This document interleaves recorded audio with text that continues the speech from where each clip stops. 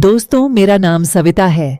आज मैं अपना कहानी आप सबके साथ शेयर कर रहा हूँ। अब चलते हैं कहानी के ऊपर। सविता अपने माता पिता की इकलौती बेटी थी। पिता सरकारी कर्मचारी थे, इसलिए बहुत ही लाड प्यार से उसका पालन पोषण किया गया था। जैसे ही सविता की पढ़ाई पूरी हुई, उन्होंने ऋतिक से उसकी शादी तय कर दी थी। ऋतिक खुद भी अपने माता पिता का इकलौता पुत्र था। वे गांव में खेती बाड़ी का काम करते थे। उसी व्यवसाय के बल पर ही उन्होंने ऋतिक को पढ़ा लिखा कर बड़ा किया था। ऋतिक माता पिता के साथ गांव में ही बस जाना चाहता था। सविता शादी करके गांव पहुंची। यहाँ उसका दिल नहीं लगता था। उसने ऋतिक को समझाया कि आपका ऑफिस यहाँ से दूर है, हम शहर में शिफ्ट हो जाते हैं। कल को हमारे बच्चे हुए तो भी हम वहीं पर के अच्छे स्कूलों में ज्वाइन कर सकते हैं। ऋतिक उसकी बातों में आ गया था और शहर में शिफ्ट होने के लिए तैयार हो गया था। माता पिता ने भी बेटे की भलाई के लिए बेमन से उसे अलग रहने की इजाजत दे दी थी। ऋतिक साल में 2-4 चक्कर लगा ही लेता था। उसके 2 बच्चे हुए, उन्हें भी वह गांव लेकर आता था और घुमा फिरा कर ले जाता था। एक दिन ऋतिक के पिता रामदेव शहर अपने बेटे के घर पहुँचे। दोपहर का समय था। इतनी धूप में ससुर जी को आया हुआ देख सविता को लगा था कि जरूर वे पैसे या ऋतिक से कुछ मदद मांगने आए हैं। इसलिए उसने उन्हें बाहर ही बिठाकर अपने दुखड़ों का पिटारा खोल दिया था कि हमारे पास पैसे नहीं हैं, बहुत ही तकलीफ में है। एक अकेले व्यक्ति को इस शहर में इतने लोगों का खर्चा और बच्चों की फीस भरने में कमर तोड़ मेहनत करनी पड़ती है। उन्हें तो 2 वक्त की रोटी सुकून से खाने को भी नहीं मिलता है। ससुर रामदेव को बहुत बुरा लगता है कि उनका इकलौता बेटा इतनी तकलीफों को अकेले झेल रहा है। एक बार हमसे कहकर देखता। वैसे भी रामदेव ऋतिक को हर साल फसल से आया हुआ पैसा यह कहकर देते थे कि हम तो वहाँ दोनों ही रहते हैं बेटा, तुम्हें पैसों की ज्यादा जरूरत होती होगी। आज भी वे पैसे मांगने नहीं आए थे। उन्होंने अपने कपड़े की थैली में से पेपर लपेट में कर रखा हुआ एक पैकेट निकालकर बहू के हाथ में रखते हुए कहा कि इस बार फसल अच्छी हुई है तो 1 लाख रुपए बचे हैं, इन्हें आप लोग खर्च कर लीजिए। सविता ने पैकेट उनके हाथ से झट से ले लिया, परंतु उन्हें खाने के लिए भी नहीं पूछा। रामदेव बिना बेटे से मिले ही वापस गांव चले गए थे। रामपाल जब घर पहुँचे तो पत्नी सुवर्णा ने कहा कि अरे, आप आज ही आ गए हैं, आपको डॉक्टर के पास जाना था। ऋतिक से मिले थे कि नहीं, उसने क्या कहा आदि प्रश्न पूछने लगी। रामपाल ने कहा कि सुवर्णा, मुझे भूख लगी है, खाना परोस देना। सुवर्णा हैरान हो गई, यह क्या कह रहे हैं, आप खाना खाकर नहीं आए हैं? सविता ने खाना नहीं खिलाया है। रामपाल ने कहा कुछ नहीं, सीधे खाना खाकर जाकर सो गए थे। सुवर्णा दूसरे दिन सुबह रामपाल को उठाने पहुंची तो रामपाल कभी न उठने वाली नींद में सो गए थे। सविता ने रोते हुए ऋतिक को खबर कर दी। ऋतिक जल्दी से गांव पहुंच गया। सविता ने कहा कि मैं बाद में बच्चों को लेकर आ जाऊंगी। ऋतिक घर पहुंचा तो और उसने कहा कि पिताजी की पहले से ही तबीयत खराब थी क्या? माँ, आपने तो कभी नहीं बताया मुझे। सुवर्णा ने ऋतिक को बताया था कि कल तुम्हारे पिताजी तुम्हारे घर गए थे कि एक बार डॉक्टर को दिखाकर आ जाता हूँ। वहाँ क्या हुआ मुझे नहीं मालूम है, पर आते ही कहने लगे थे कि भूख लग रही है, जल्दी से खाना खिला दे, और खाना खाते ही सो गए थे और सुबह उठे ही नहीं।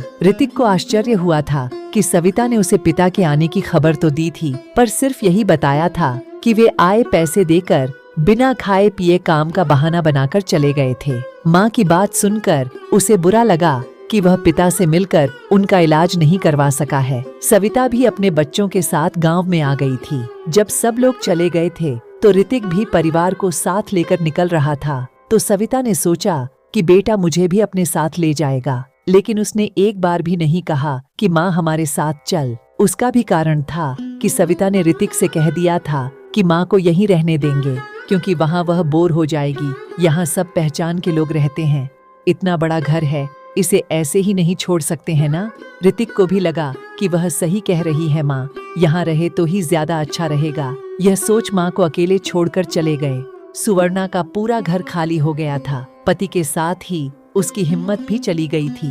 खेतों में वह काम नहीं कर पाती है, थोड़े से काम से ही थक जाती थी। ऋतिक साल में एक बार अपने परिवार के साथ माँ को देखने गांव जाता था। हफ्ते में एक बार फोन करता था, लेकिन अब उसने फोन करना भी बंद कर दिया था। एक दिन सुवर्णा ने ही फोन किया और ऋतिक से कहा, बेटा मुझे यहाँ अच्छा नहीं लग रहा है, तुम्हारे और बच्चों के साथ रहूंगी तो मेरा मन बहल जाएगा। ऋतिक ने कहा कि माँ इतना बोलने की जरूरत नहीं है, मैं आज ही आ रहा हूँ, आपको अपने साथ ले आऊंगा।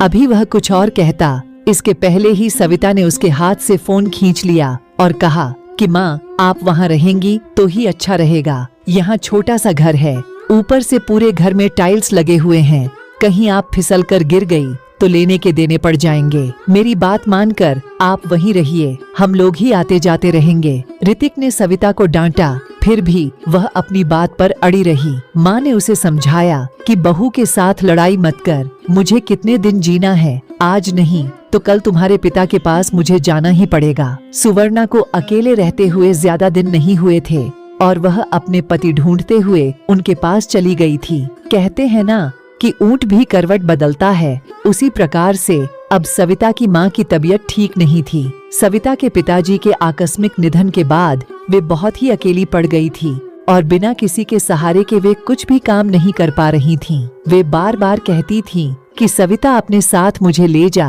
अकेले जी नहीं लग रहा है। सविता किस मुंह से ऋतिक से पूछेगी कि मैं अपनी माँ को ले आऊं क्या, क्योंकि सास भी इसी हालत में थी तो उन्हें उसने ही आने नहीं दिया था। इसी उधेड़-बुन में वह बेचैन रहने लगी थी। इस परेशानी ने उसकी रातों की नींद और दिन का चैन छीन लिया था। माँ का फोन आते ही उसे डर लगता था कि उससे क्या कहूँ। वह फैसला नहीं ले पा रही थी, उसके हाथों से कई गलतियां होने लगी थीं। बच्चे भी कहने लगे थे कि क्या माँ आजकल आपका ध्यान कहाँ रहता है, कभी सब्जी तो कभी रोटी जला रही हैं, पहले तो कभी ऐसा नहीं हुआ है। उस दिन ऋतिक सुबह ही घर से बाहर निकल गए थे। सविता ने बेमन से घर के सारे काम किए, बच्चे भी स्कूल कॉलेज के लिए चले गए थे तो अकेले ही आंखें मूंदकर कमरे में लेटी हुई थी। तभी डोर बेल बजी तो धीरे से उठकर वह दरवाजा खोलने गई। दरवाजा खोलते ही देखा कि ऋतिक माँ को लेकर खड़े हुए थे। उन्हें देखते ही सविता की आंखों से पश्चाताप के आंसू बह रहे थे। ऋतिक ने कहा कि सविता बिना तुमसे पूछे ही मैंने फैसला कर लिया है कि पहली वाली गलती अब मुझे नहीं दोहराना है। मैं जानता हूँ कि लोग मुझे जरूर ताने देंगे कि माँ को तो आने नहीं दिया लेकिन सास को ले आया है। कोई बात नहीं है, जब गलती मेरी है तो मुझे सुनना ही पड़ेगा। मेरे इस फैसले पर खुश होकर ऊपर से मेरी माँ मुझे आशीर्वाद जरूर देगी। सविता के सामने चुप्पी के अलावा कोई विकल्प नहीं था। दोस्तों, हम यह क्यों भूल जाते हैं कि सबके माता पिता एक जैसे ही होते हैं। वे हमसे सिर्फ प्यार के 2 मीठे बोल चाहते हैं और कुछ नहीं, जिसके लिए हमें करोड़ों खर्च करने की जरूरत नहीं है। कहानी अच्छी लगी हो तो लाइक सब्सक्राइब जरूर कर देना। धन्यवाद, शुक्रिया। जय हिंद, वंदे मातरम।